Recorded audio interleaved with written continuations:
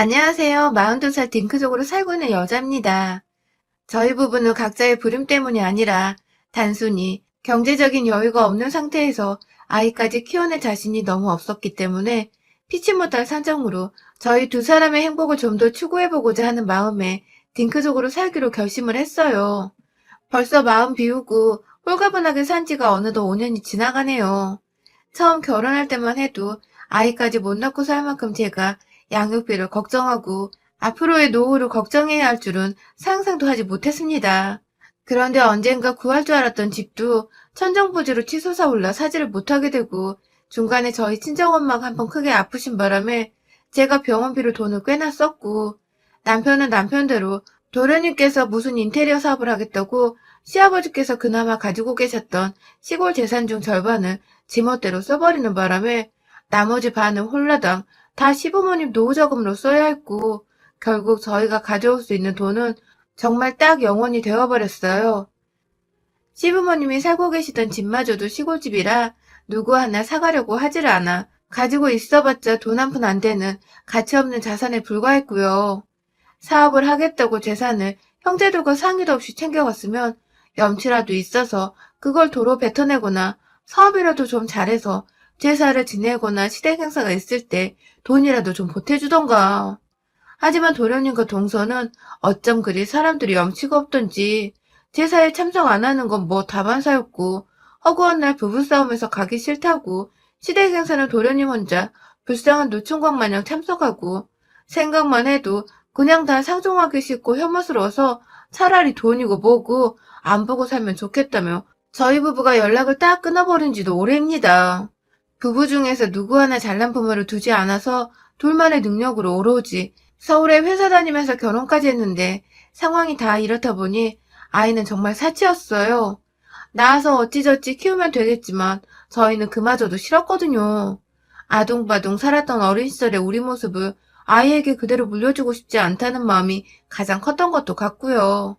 그래서 힘들게 사는 건 우리까지만 경험하고 좀 더 우리 행복에 필요한 것들에 소비를 하고 시간과 노력을 기울이면서 더 웃으며 살자고 딩크족이 되기로 완전히 마음을 굳혔습니다.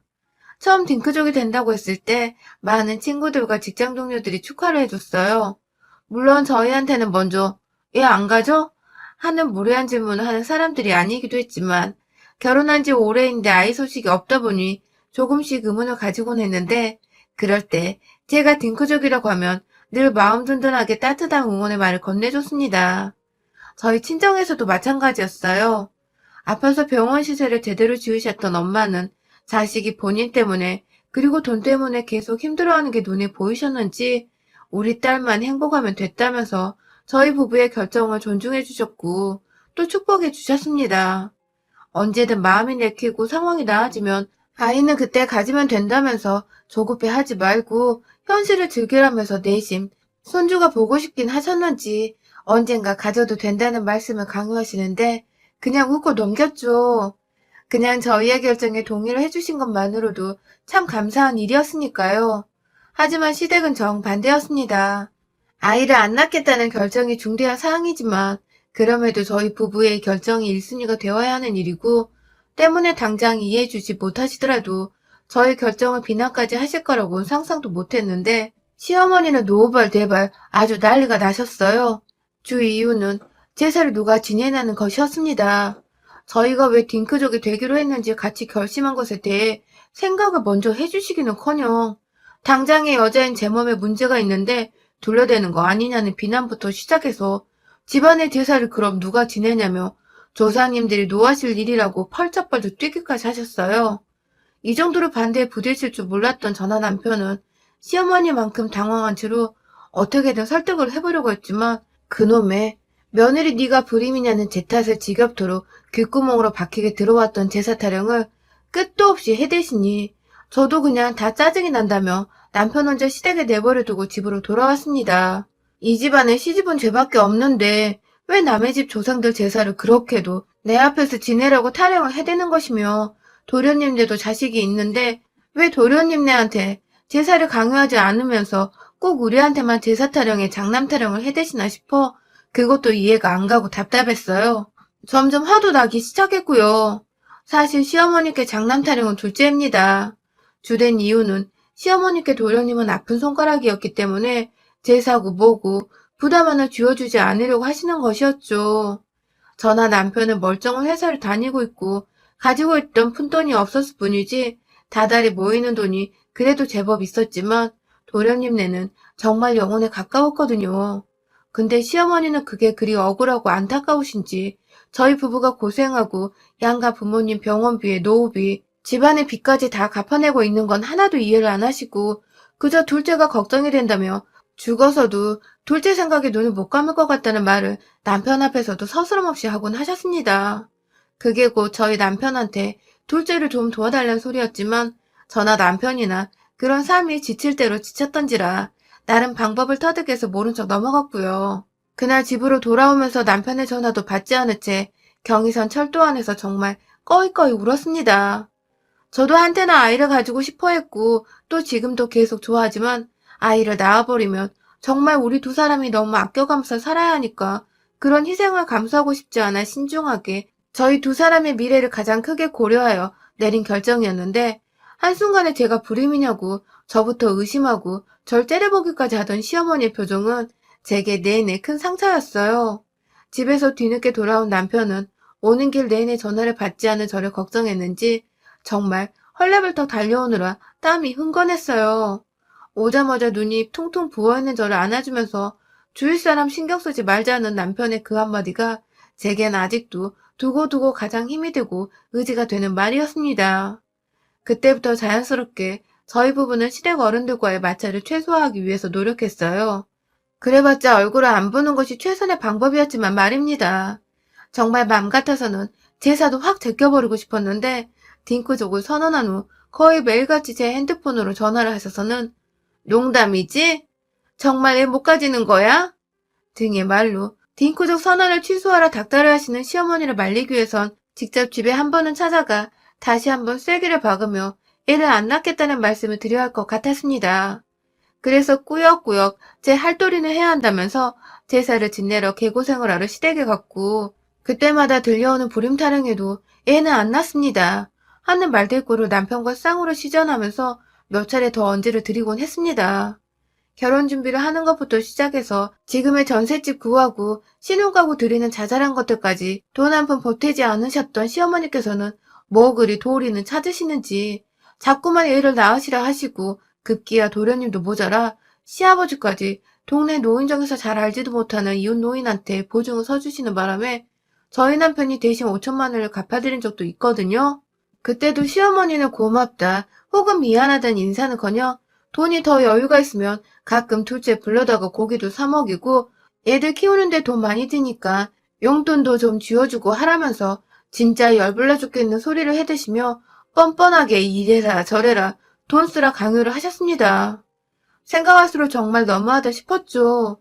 이렇게나 돈이 많이 들고 애 하나 키워도 이것보다는 돈을 덜 쓰겠다는 정도로 많은 돈을 매번 빌리고 날리시는 시아버지와 도련님 때문에 저희 부부는 모아놓은 돈들을 자꾸만 깨고 잃어야 했는데 시어머니는 그 돈이 다 어디서 뚝 떨어진 공짜돈이라고 생각을 하시는 것 같았습니다. 이래서 저희가 애 키우기 부담스럽다고 안 낳겠다는 건데 시어머니는 오로지 빌려주는 돈만큼 우리가 더 많은 돈을 가지고 있을 거라 생각을 하시는 건지 늘 돈이 뭐가 없냐면서 없다가도 생기는 게 돈이라면서 세상 물정 모르는 소리만 해대셨어요. 저희가 오로지 둘이서 돈을 잘 모았더라면 서울 안에 조그만 아파트라도 진작에 샀을 것이고 그러면 지금보다 10억을 웃도는 아파트들을 보면서 헛웃음을 치고 있지는 않았을 텐데 말입니다. 그렇게 한 해 두 해 5년 동안 쉬지도 않고 저희 부부는 시어머니로부터 딩크족이라며 갈굼을 당했고 옆에서 돈을 여러 번 더 날리시던 시아버지는 도무지 염치가 없으셨는지 한마디도 거들지 않으셨으나 제가 시어머니로부터 혼이 날 땐 그게 꼬셨는지 늘 옆에와 구경을 하셨어요. 저는 도무지 내가 애를 안 낳겠다는데 왜 시어머니로부터 왜 불임이란 소리를 쳐들으며 초라해져야 하는지를 이해할 수 없었으나 교묘하게 남편 없을 때만 제 옆에 와 나 진짜 불임 아냐? 라고 떠보면서 잔소리를 시작하시는 시어머니의 꾀를 당해낼 재간이 없었습니다. 점점 시간이 지날수록 제 마음이 지쳐갔기 때문에 대꾸할 힘도 솔직히 없었고요. 천만다행인 것은 아이가 있는 도련님네가 집에 왔더라면 제가 더욱 비교를 당하면서 모진 소리를 들어야 했을 텐데 이놈의 싸가지 없는 동서는 또 부부싸움을 이유로 대면서 제사 지내기 싫다고 시댁에 한번 오지를 않았고 저희 남편이 도련님께 돈도 빌려줬었고 시어머니가 제사 지내는데 필요한 돈도 시어머니께 따로 드리면서 돈을 여러 번 쓰고 있었음에도 고맙다는 인사치레 한 번 안 한 채 그저 자기 일이 아니라고 자기는 맏며느리가 아니니까 신경 꺼도 된다는 듯이 없는 사람처럼 지냈어요. 뭐 덕분에 저 혼자 며느리 도리는 다 하면서 돈은 돈대로 신경은 신경대로 쓰고 살았지만 집안에 도련님 아이가 없는 것만으로도 시어머니가 비교할 거리가 사라진 것이었기에 천만다행이라고 생각을 하곤 했어요. 참 싫은데 다행이고 없어서 짜증나는데 또 다행이고 뭐든 불평을 해야 하는데 그냥 주저하게 되던 모든 상황들이 너무 한탄스러웠습니다. 그래도 참았어요. 1년에 제사는 몇 번 없으니 딱 그 시간 동안만 1년치 먹을 욕을 다 먹고서 또 훌훌 사라져 내 일상을 살아가면 되었으니까요. 그런데 작년 말부터 더 이상 이렇게 사는 건 불가능해졌습니다. 시아버지께서 중풍에 걸리셨다가 완전히 노인성 치매에 걸리신 바람에 일상생활이 불가능해지셨거든요. 정말 갑작스럽게 일주일도 안 되어 벌어졌던 일들인지라 남편이나 저나 그리고 함께 사는 시어머니나 아주 난리가 났었죠. 급하게 시아버지를 요양병원으로 옮겼고 천만다행으로 저희가 아이를 낳지 않은 대신 각자 부모님의 노후라도 알아서 준비하자는 마음으로 효도를 하기로 했는데 남편이 시부모님 앞으로 장기 요양보험을 들어놨나 보더라고요.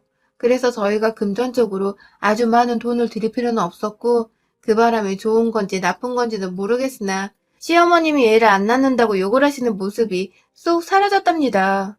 남편이 시아버지 입원비를 계산하면서 옆에 있던 시어머니께 대판 뭐라고 했거든요. 애 안 낳는 대신 엄마 아빠 보험이 넣어서 지금 입원비 낼 수 있는 거야. 라면서 이게 다 며느리 생각이었으니 평생 며느리한테 감사하며 살라고 뭐라 해버린 바람에 또 그 앞에 계시던 직원분이 며느리분이 참 현명하시네 하면서 제 편을 들어주신 바람에 시어머니 기가 확 꺾여버렸던 것이죠. 그렇게 시아버지를 병원에 보내놓고 시어머니는 죽어도 집을 팔 생각이 없다 하셔서 결국 그 외딴 집에 홀로 남겨지시게 되셨습니다. 어차피 팔려고 해도 안 팔리는 시골집이라 돈도 안 되는 집이었던지라 집 관리를 하는 겸 시어머니가 그곳에 쭉 계시는 게 나쁘지만은 않다고도 생각을 했어요. 다만 시어머니가 외로워하시고 전부 다 우쩍해 하실 거란 생각에 마음이 쓰여서 남편과는 보다 자주 시댁에 찾아뵙기로 했죠. 그간 당했던 것들을 생각하면 절대로 시어머니를 어른 취급해드리면 안 되었는데 제 마음이 저도 부모가 있다 보니 남편의 마음이 이해도 가서 어쩔 수가 없었습니다. 그럼에도 저희는 일을 하는 사람들인지라 매주 찾아갈 수는 없었고 한 달에 한 번 정도 찾아가고자 했어요. 이것도 사실 3시간 기차 타고 가야 하는 시댁을 자주 찾아가는 게 직장인에겐 정말 부담되는 스케줄이었는데 그걸 저희가 용케 해내고 있었죠. 지난 11월에는 그냥 가서 정말 밥만 먹고 왔어요. 막 시아버지 문제로 정신이 없던 와중이었기에 딱히 서로가 서로를 챙겨줄 여유도 없었고 그냥 안부만 물어볼 목적으로 시댁에 간 것이었죠. 그리고 한 달 뒤 저희가 크리스마스 시즌이 좀 지나서 연말까지 쭉 재택근무였기 때문에 이번에는 조금 시간적 여유를 두고서 시댁에 다녀오기로 했습니다. 시아버지는 여전히 상태가 호전되질 않고 계시고 저는 저대로 굉장히 추운 겨울인데 혼자 괜찮으실까 싶어 시어머니마저 풍으로 갑자기 쓰러지면 어쩌나 하는 아찔한 겁도 났던 것 같아요. 바리바리 어디 나가지도 못하니까 먹을 건 미리 집 가는 길에 장을 봐서 갔는데 미리 이야기를 해드리고 왔는데도 시어머니는 노인정에서 노시느라 집을 하루 종일 비워놓으셨죠. 기껏 걱정돼서 찾아오는 아들 며느리 보기에 미안하지도 않으신지 생활비는 생활비대로 받고 계시고 남편 되시는 분 입원비도 저희가 다 부담하고 있는 중인데 따뜻한 밥 한 끼를 도대체 해주질 않으시던 시어머니. 그리고 보니 지난달에도 밥은 제가 직접 차려서 먹었더라고요. 이번에도 보란듯이 노인정에 계시다가 막걸리에 아주 살짝 취해 들어오신 어머님은 저희가 저녁까지 밥을 안 먹고 기다리고 있자 이것들이 누굴 시켜 먹으려고 아직 밥을 안 처먹었대 하면서 저를 향해 주먹을 불끈 쥐시면서 혼을 내시더군요. 참 너무하시죠 우리 시어머니. 결국 급하게 배고플 남편 걱정하며 프라이팬 위에 삼겹살부터 구웠습니다. 밥까지 할 시간은 없을 것 같아서 그냥 고기에 이것저것 상추쌈을 꺼내서 간단히 먹고자 했어요. 그런데 한참 고기를 굽고 있자 시어머니가 옆에 와 자기도 배고프다며 밥을 왜 안 했냐고 또 알아서 좀 못하니? 하며 혼을 내셨어요. 졸지에 고기를 굽다 말고 헐레벌떡 밥을 지으려는 저를 본 남편은 덩달아 달려와 왜 소리를 지르고 그래? 하면서 제 편을 들어줬지만 그건 결국 시어머니의 성질머리를 더 건드리는 꼴이었습니다. 씩씩거림을 일자로 참고 안방으로 들어가 있던 시어머니는 한참 뒤 밥까지 다 지어지고 고기까지 구워져 부엌 식탁에 밥상이 차려지자 귀신같이 알아채고는 밖으로 나오셨어요. 식탁 한번 쑥 훑더니 가운데 자리에 앉아 먼저 밥을 드시기 시작한 시어머니는 처음엔 정말 한마디를 안 하셨는데 점점 저를 향한 시선이 느껴졌습니다.